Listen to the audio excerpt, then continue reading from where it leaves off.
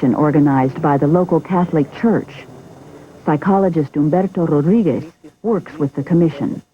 There is a loss of rationality here because of the war. Fantasies grow tremendously. We begin to be afraid of our own shadows. And there is a silence in the face of all this. People prefer to remain silent, thinking it will save their lives. Our office helps people break their silence. For example, our lawyer responds to the desperate cries of families of people who have been detained or have disappeared.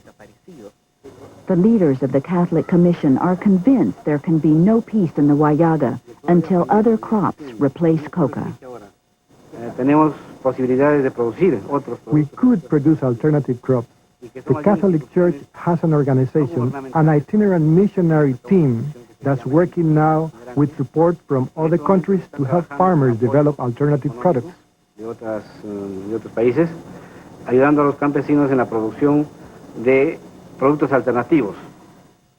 But if there is no policy of support for this work from the government, from international organizations, and from other countries, we can't escape this crisis that's suffocating our country. There are only a few isolated programs in the Huallaga promoting alternate crops. Most of the Peruvian government's meager resources and almost all U.S. counter-narcotics aid have gone to the police and the military. Meanwhile, coca production continues to spread. Estamos precisamente en el lugar donde es el futuro de la coca. We're precisely in the place that's the future of coca. Because of the repression of the army as well as the guerrillas, all the people in the upper Huallaga have come to plant coca here. And from here, the great valley of Chanusi begins, an unexplored virgin valley where there are thousands of acres newly planted in coca. As we left the Huallaga, the general strike was over, and trucks traveled the highway again. We stopped above San Miguel de Rio Mayo, a village where 400 people, half the population, had been arrested during the strike. The army was looking for guerrilla leaders.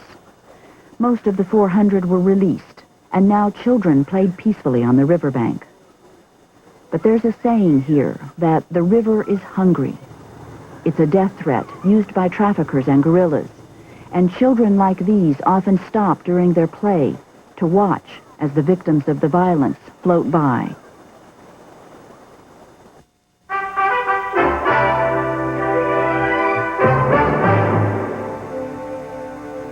Finally tonight, another answer to Rodney King's question, can we all get along? He raised it after a California jury acquitted 4 police officers charged with his beating.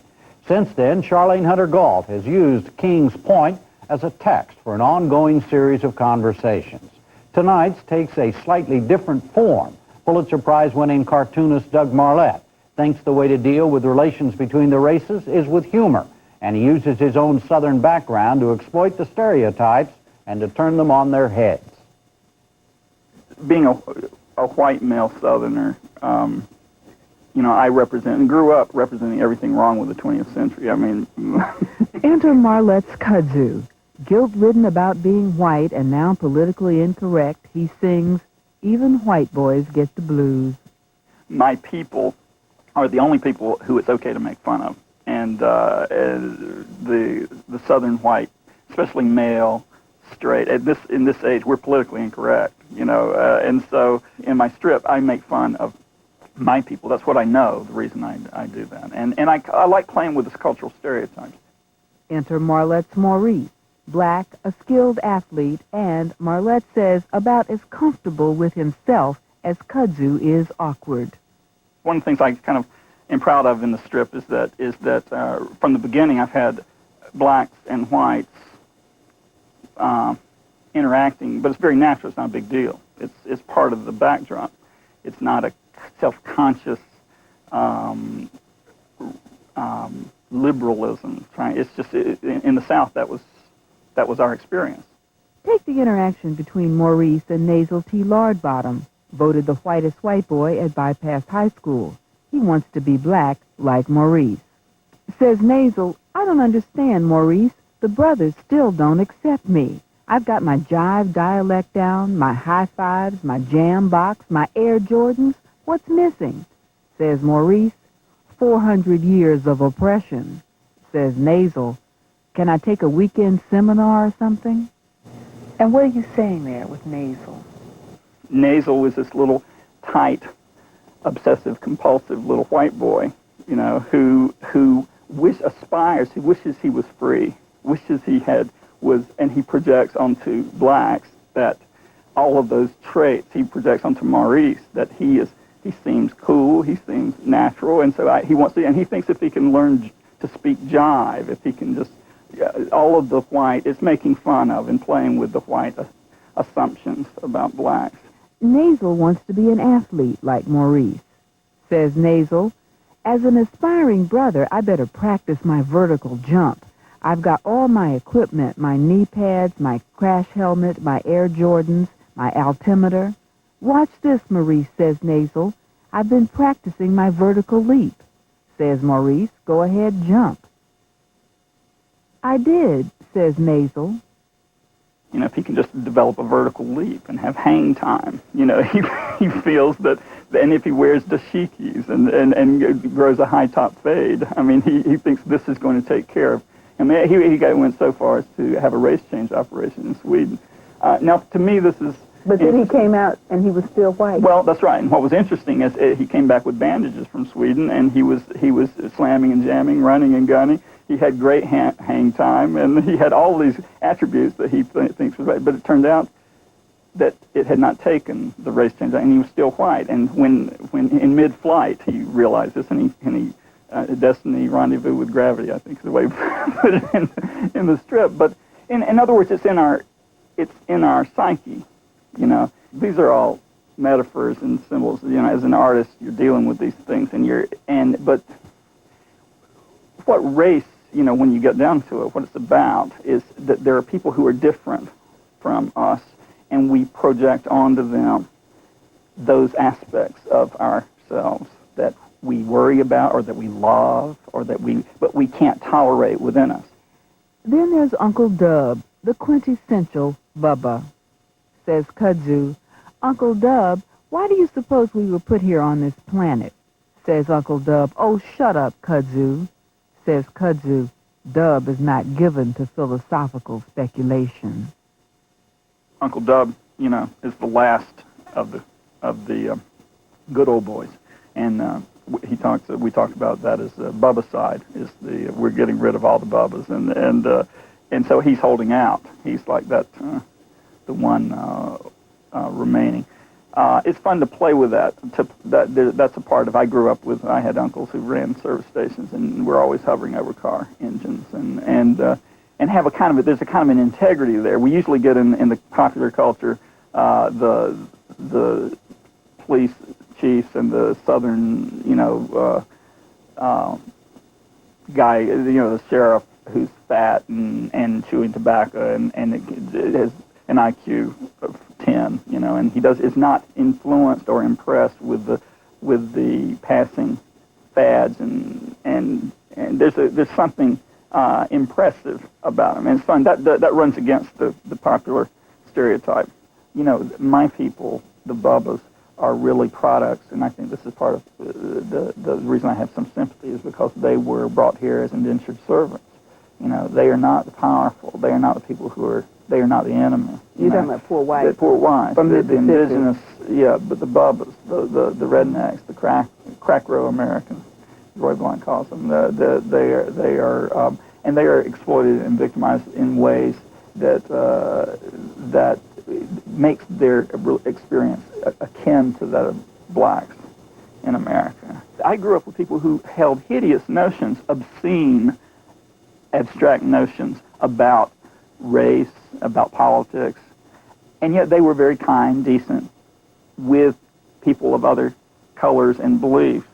In the concrete, in the reality, I go to New York and I'm around people who have all the correct notions, all the perfect political beliefs, the liberal views, the humanitarian, and yet they're horrible and hideous and obscene in the way that they interact sometimes with people of different races or people of, minorities. And so, as a Southerner, I kind of prefer, I don't care what somebody thinks that they think. I want to know how they interact concretely. And that's one of the advantages or gifts that we have is that, I think, as Southerners, is that we rub up against each other. We see each other. And so, there's something that happens in that, marinade that is healing, I think. You've been dealing with race in your comic strip. Why did you decide to deal with it in that way, with humor? Well, it's kind of natural. I mean, for one thing, it's something that's on everybody's mind, and that's what I do. And also, as a Southerner, I deal with race. You can't be a Southerner and not deal with race and religion and all this, and because it was such a part of our history, and slavery, and then the Civil Rights Movement. The battlegrounds of the Civil Rights Movement were where I grew up. I grew up on this. Those things, to me, as a Southerner, these issues are more concrete than they are. They're not abstract. When I grew up, people were dying in the neighborhood. I mean, or in Mississippi and those places. I lived there when I was a teenager, and so it was not, and it affected our lives. It was something we talked about over dinner, and you went to the demonstration, or you had, I had friends of my family who were suspected of Klan activity, and there was, at school, these are white boys in Mississippi, parents arrested for the murder of Schwerner Goodman Cheney, and so. It was much more concrete. Three civil rights workers who were killed in Mississippi. Right, the civil rights workers who died in Philadelphia. Mississippi. Philadelphia, Mississippi.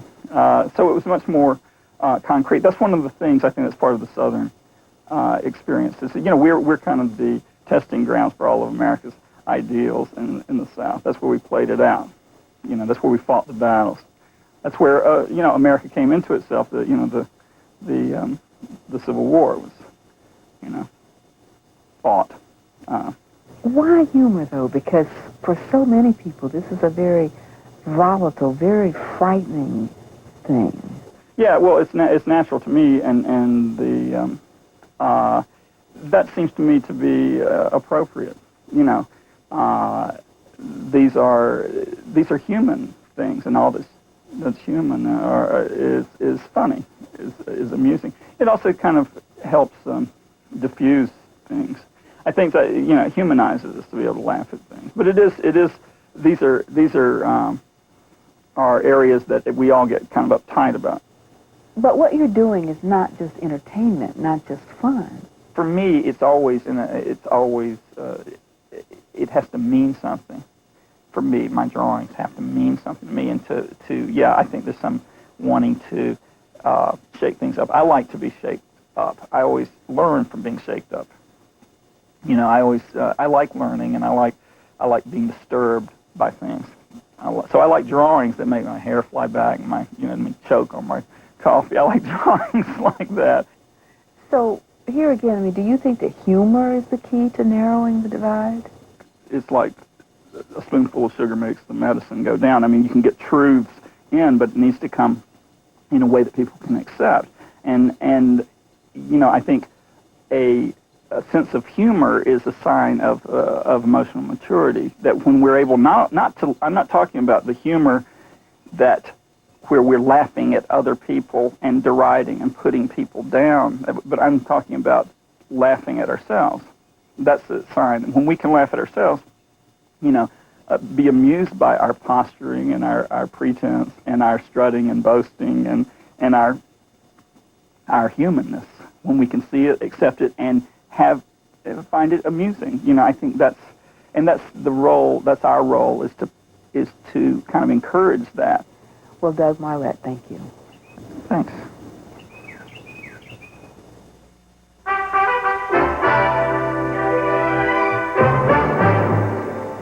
Again, the main stories of this Thursday. President Bush met with his top military advisors over Iraq's refusal to comply with Gulf War ceasefire terms.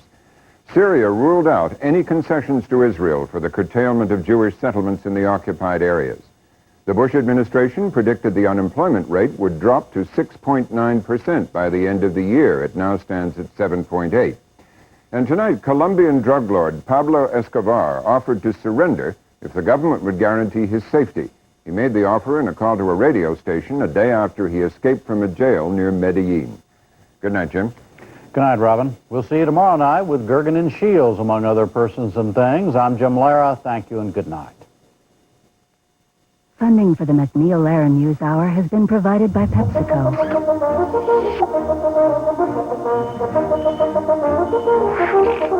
PepsiCo.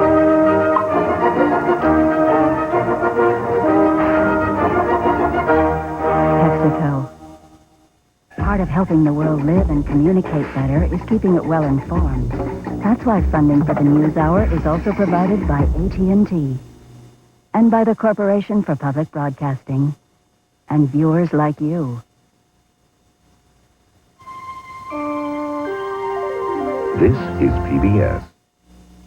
Funding for local broadcast of the MacNeil Lehrer NewsHour has been provided by Davis Wright Tremaine, a law firm serving businesses and individuals from offices in Oregon, Washington, California.